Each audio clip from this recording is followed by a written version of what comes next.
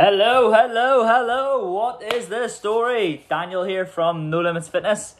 And I just want to do a quick video today from my new office. When I say new, it's about 5 years old. When I originally bought the cabin to be the business hub of No Limits Fitness, I never fucking used it. But now it's changing. We're getting it painted, got canvases ordered, and the reason I just realised I work better thinking wise when we're trying to grow No Limits just on my own. I'm more creative that way, so it's given me that space just to go, lock myself in, put the heating on, keep the dogs close, and go for it. But what I want to do a video on today is, I was listening to a podcast, I can't remember if it was yesterday or the day before, and I was just speaking about, goal setting and how frustrated people become when they don't achieve goals. And this is relative to everything from fitness to, business, career, family life, whatever. But I'll always bring it back into the fitness realm, because most of you watching this will be from, looking to lose weight, looking to get fitter, healthier, and whatever. And what I found really interesting about it was that, and this is a common theme with our clients, I hear this all the time, and maybe you watching this, you sort of can resonate. So if you have a massive goal in fitness, in terms you want to lose 30, 40, 50 pounds, you want to lose 2 stone, 3 stone, 4 stone, want to drop 5 dress sizes, 4 dresses, whatever it is, we're all very good at starting the fitness journey. We know it's going to take time, we know it's going to take longer than we would like, but we're very good at starting it. We're not very good at finishing it. And there's a couple of reasons why, but the main reason is frustration. Like, frustration kicks in. We expect the result doesn't come. Frustration starts. We start eating the shit again. We start, less adherence to the exercise. Start really feeling down about ourselves again. Maybe you've went down a dress size and you're back into the old dress size, and motivation goes. And the whole premise of the podcast was around not enjoying the journey, but giving yourself praise along the way to encourage you to keep going. And I thought it was fascinating. It actually really drew me in. And I was like, I need to do a video about that.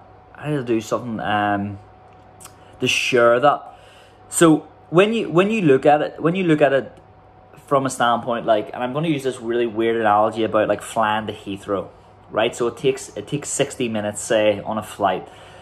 And what if you're just flying over the sea, and the pilot just goes, fuck it. I'm just going to end the journey here. 30 minutes in, I'm just going to end. I don't know where you would be, but you wouldn't be in Heathrow. Maybe you're in Liverpool, maybe you're in Manchester, maybe you're in the Isle of Man. I don't know where you would be. But just say they just stop 30 minutes, do you know what? I couldn't be annoyed finishing this journey. And that's what happens. That's what happens when most people end their fitness journey. When they have a massive goal to hit, and halfway through they're just couldn't be annoyed, stopping.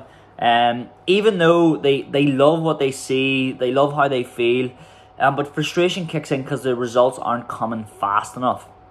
And this is where patience comes in. This is where having a coach who is giving you the advice that you need to keep you on the straight and narrow. But what if you took this approach? What if you had to lose 60 pounds, you lost 30 pounds, but you lost 30 pounds in the first 12 weeks, and the last 4 or 5 weeks have been a bit off? What about if you just look back at the journey and actually give yourself a bit of positive feedback and was look at this change. Wow. My friends are noticing, my family members are noticing, my work colleagues are noticing, my coach is constantly giving me praise, great work, you're doing great things. What if you looked at that side of the journey as motivation and fuel to carry on, instead of just, dropping off in Liverpool or Manchester or Isle of Man and just ending the journey there, and then having to start all over again in 4, 5, 6 years?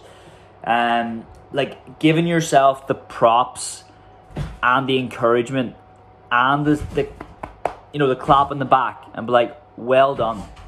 Like, you have come so far from when you started. Like, there's people in our gym, I remember starting, and they couldn't even finish a 30-minute session. You know, now they're going 4 or 5 times a week. You know, there's people who couldn't lose a pound, and now they're losing, you know, pound and a half a week, eating their favourite foods. You know, but there was frustration at some point. It's our job as coaches to really push you on. So, if you're afraid to start your journey, if it seems daunting, you know, if you're frustrated, like, just take a minute to breathe. If you're afraid to get started, get in touch with us. We'll help you in the easiest possible way. If you're, you know, frustrated at your fitness journey, like, message us. We'll help you through it. But, like, just look at the positives of every situation instead of always looking at how far you have to travel. Like, how far you have to go still. And look back with encouragement of how far you've actually come. That's the difference in mindset. That's the difference in a success mindset. You know, not looking at how much you have to do, looking at how much you've achieved. And that's it. From the No Limits Hub,